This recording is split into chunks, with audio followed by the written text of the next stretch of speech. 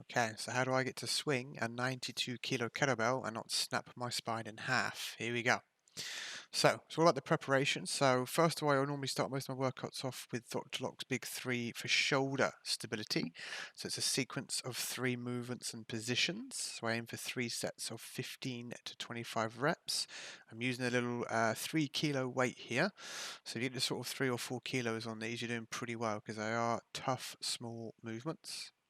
Then I come on to front plank. You can see my butt's a little bit high here. My feet's probably a little bit too close together. Normally about 30 seconds on this one. Same idea on side planks or side bridges, 30 seconds on each side, just to lock everything in and kind of get it activated. And then we're going to do clamshells, like Dr. Lock version of clamshells with a band. So I'll do 1 to 2 sets of 50 to 100 on each side, depending on how my hips feel. And now we'll come to prone extensions to help get those glutes drive out that last bit of extension. So 1 to 2 sets of 20 reps each side.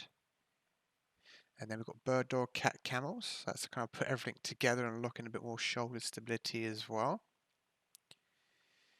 Then we've got glute bridges. I'll throw these in if my glutes feel a bit sleepy, which I did today. So just weighted glute bridges with a band, squeezing the bejesus out of my glutes, get them locked in and nice and warm. And then we'll start off with the first sort of stepway movement, which I like to call sort of, RDLs or 20 kilos, just to kind of get the hamstrings kind of warmed up and ready and get things, make sure things feel good in the back and the hips.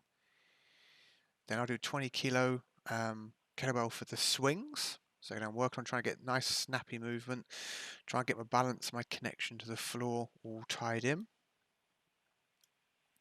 Then I'll jump up to the 40 kilo.